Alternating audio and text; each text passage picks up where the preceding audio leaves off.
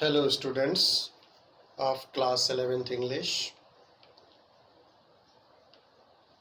Let us start the next para of the second lesson. We are not afraid to die by Gordon Cook and Alan East. But before starting the next para, let us remember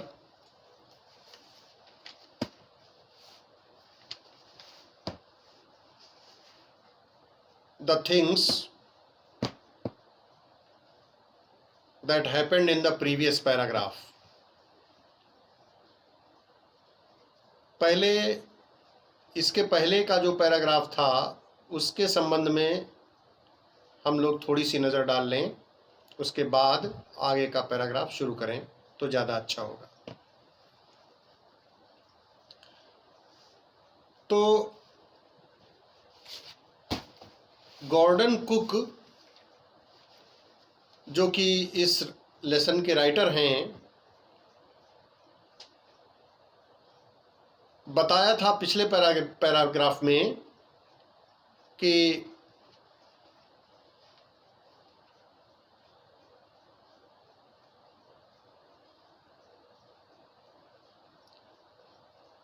उन्होंने to crewman Larry vigil और Swiss herb sizzler, American Larry vigil and Swiss herb sizzler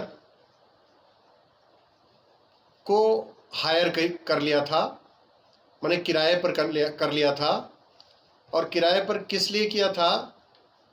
किराए पर इसलिए किया था कि उनको जो साउदर्न इंडियन ओशन था, दक्षिणी हिंद महासागर, जो कि बहुत ही रफेस्ट सीज में जिसकी गणना की जाती है,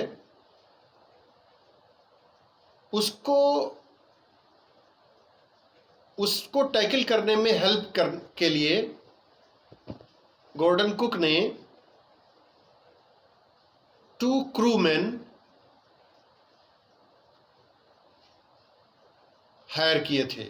इतना पढ़ लिया था। अब इसके आगे की घटना हम पढ़ेंगे। On our second day out of Cape Town, on our second day, Gordon Cook कहते हैं कि दूसरे दिन, जो हमारा दूसरा दिन था, जो दूसरा दिन आया, out of Cape Town we began to encounter strong gales. Out of Cape Town, Cape Town का नाम आपने सुना होगा। Cape Town is a port city on South Africa's south west coast. दक्षिण अफ्रीका के south west coast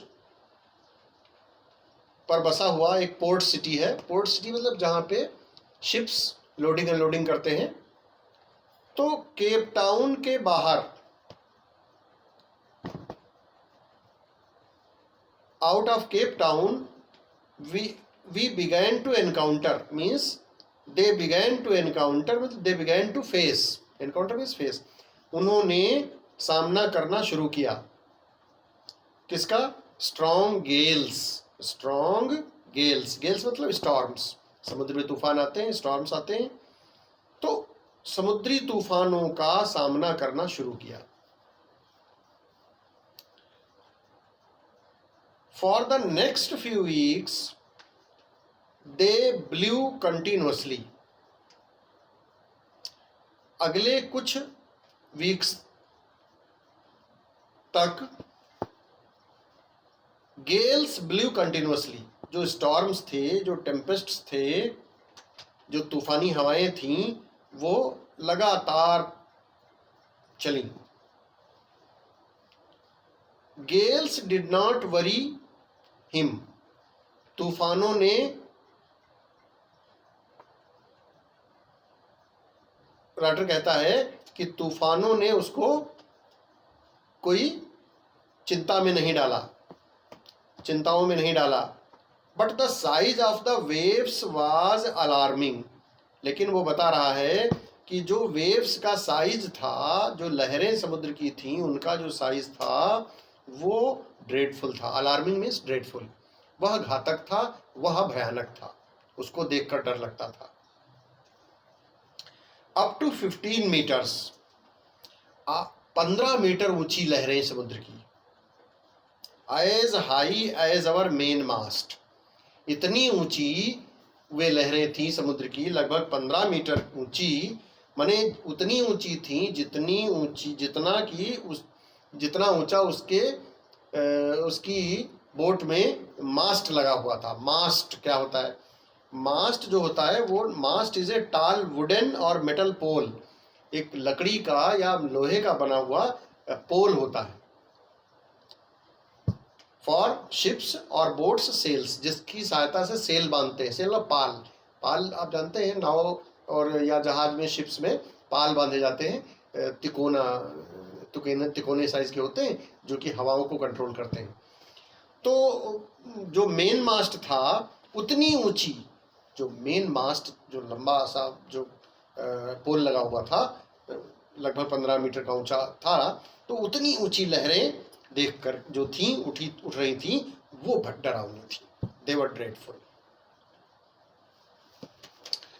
December 25 found us 3500 kilometers east of Cape Town। 25 दिसंबर को हम लोग कहाँ पहुंचे? माने 3500 kilometres east of Cape Town. Cape Town के पूरब 3500 किलोमीटर पूर्व में थे हम लोग। कब? 25 दिसंबर को, 25th of December। December 25th of December found them 3500 kilometers east of Cape Town। Despite atrocious weather, despite मतलब के बावजूद भी, in spite of, despite atrocious weather, atrocious मतलब frightful, डरावना, भयानक मौसम के बावजूद भी, भयानक मौसम के होने के बावजूद भी, बहुत खराब मौसम होने के बावजूद भी, we had a wonderful holiday complete with a Christmas tree. लेखक जो था, जॉर्डन कुक जो थे, उन्होंने क्रिसमस को सेलिब्रेट किया, मनाया, नाव पर ही मनाया। New Year's Day saw no improvement in weather, but we reasoned that it had to change soon, new Year's day माने नया वर्ष जो आया, नए वर्ष का जो दिन आया, सा नो इम्प्रूवमेंट इन वेदर, मौसम में जो नए वर्ष का जो दिन था, उस दिन भी मौसम में कोई सुधार नहीं हुआ।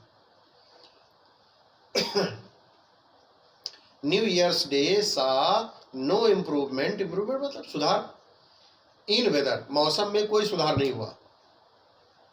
कब?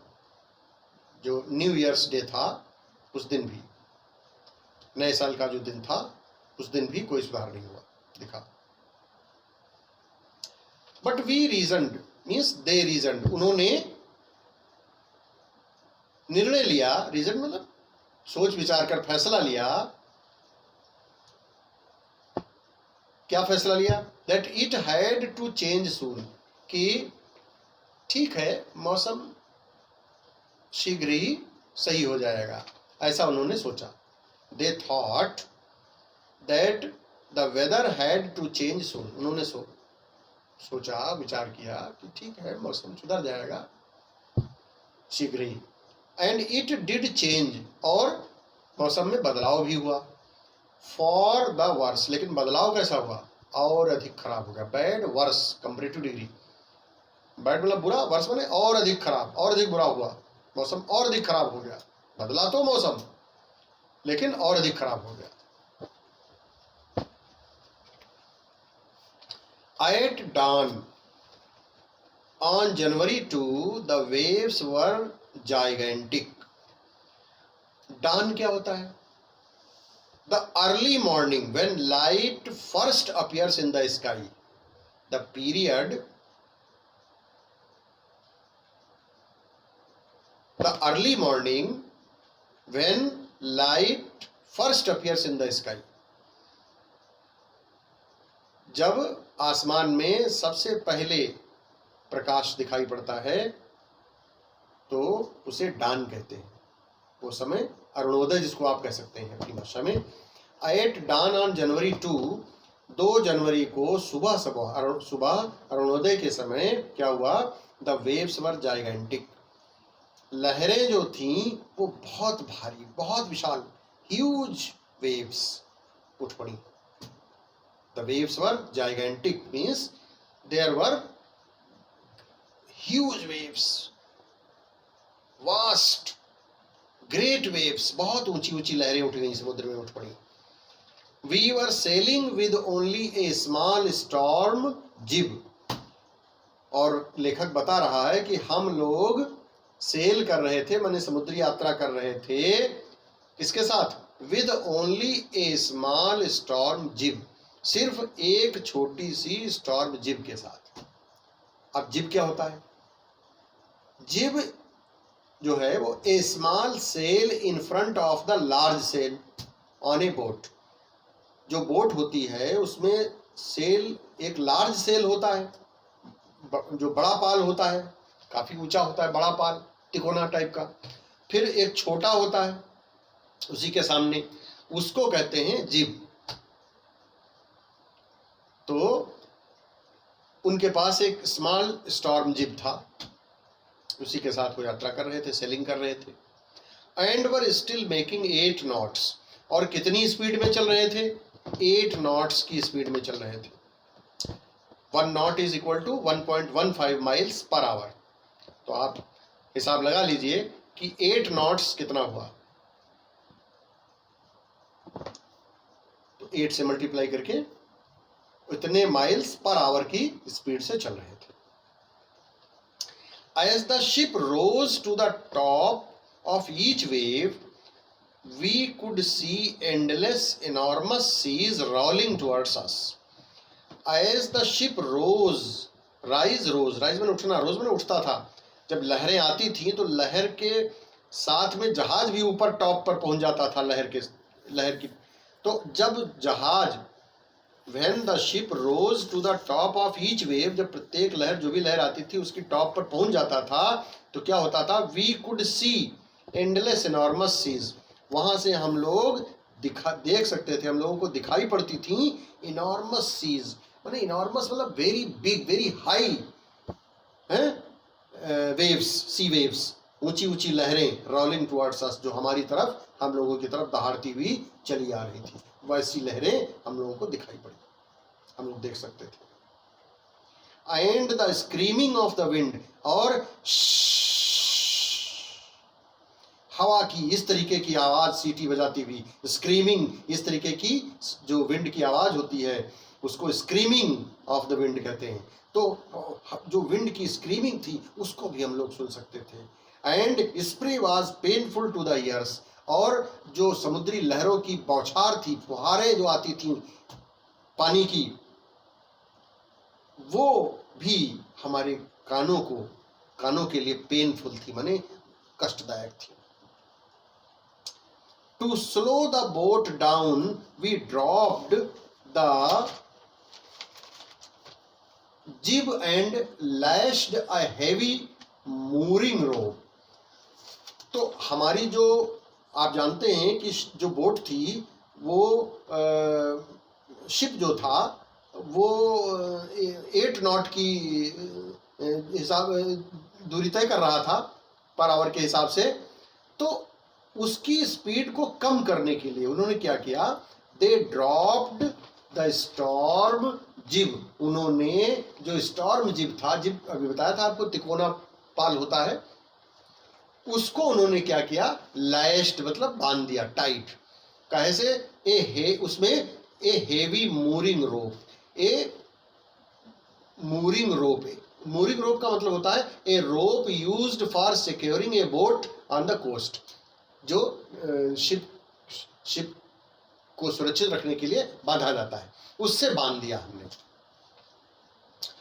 इन ए लूप, फंदा लगा करके, लूप मतलब फंदा, अक्रॉस द स्टर्न, जो शिप होता है उसका एक पार्ट होता है स्टर्न, तो उससे जो है उस फंदा लगाकर बांध दिया। Then we double lashed everything, फिर हम लोगों ने हर चीज को डबल लैश्ड कर दिया।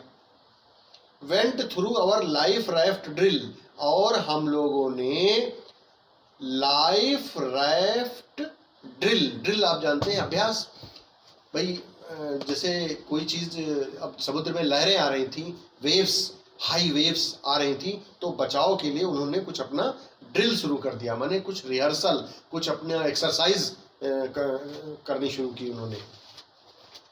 तो ए लाइफ राफ्ट क्या होता है, a life raft is a small rubber boat. Actually life raft जो होती है वो एक स्मॉल रबर बोट होती है, जो कि एयरक्राफ्ट पे या शिप पे, बोट पे, लार्ज बोट पे ले जाई जाती है, which can be filled with air, जिसमें हवा भर जाती है, and used in an emergency, और आपातकाल में उसका प्रयोग करते हैं। वो जो है डूबने से, सेलर को डूबने से बचा देती है, उस पर उसका इस्तेमाल कर लेता है तो वो बच जाता है डूबने से। जैसे कि ट्यूब होता है ना, तो ट्यूब में हवा भरी होती है, तो ट्यूब पे अगर हम बैठ जाते हैं जल में तो हम डूबते नहीं हैं। तो इसी टाइप से आप समझ लीजिए कि आपके मतलब जो है ये जो लाइफ राफ्ट ड्रिल का अभ्यास उसने किया अपने को बचाने के लिए। Attached life lines, donned oil skins and life jackets and waited. तो अपने बचाव में वो जो कुछ कर सकता था अपने को सुरक्षित रखने, चूंकि ऊंची ऊंची लहरें आ रही थी, बहुत ही ड्रेडफुल फियरफुल वेव्स आ रही थी, फाइटल वेव्स आ रही थी, तो अपने को बचाने के लिए उसने ये सब सेफ्टी के लिए उसने किया। क्या क्या किया, डन्ड ऑयल स्किन्स, माने ऑयल स्किन्स उसने जो है पहन लिया, डन्ड मतलब Bhutan oil skins. Oil skins क्या होते हैं, ऑयल स्किन्स एक प्रकार की गारमेंट होती है, जो कि आप समझ लीजिए कि हैवी कॉटन क्लॉथ की बनी हुई होती है, वाटर प्रूफ होती है, तो मतलब जो है उसको उन्होंने पहन लिया, put on oil skins and life jackets, और लाइफ जैकेट्स पहन लिए। लाइफ जैकेट्स क्या होते हैं, ये भी एक प्रकार के एक प्लास्टिक और रबर जैकेट विदाउट स्लीव्स, बिना आस्तीन के जैकेट होता है, जो कि प्लास्टिक का बना होता है या रबर का बना होता है, that can be filled with air, जिसमें हवा भर जाती है। A life jacket is used to make somebody float when somebody falls into water, जब कभी भी कोई पानी में गिर जाता है और अगर वो लाइफ जैकेट पहने हुए होता है तो क्या करता है, a life jacket is used to make somebody float, वो मतलब जो उस पर उतराने लगता है, पानी के अंदर नहीं डूबता है। तो ये बचाव के लिए उन लोगों जो है जॉर्डन कुक बता रहे हैं कि हम लोगों ने इतना सारा प्रबंध किया, इतना अभ्यास किया। लेसन का अगला पार्ट, अगला पैराग्राफ अगले टर्न पर पढ़ेंगे। पीडीएफ जो मीनिंग्स का पीडीएफ भेज रहा हूँ उसको आप अपने रजिस्टर में ठीक प्रकार से टेक डाउन कर लीजिए, आप लिख लीजिएगा उसको, और फिर see you tomorrow, that is sufficient.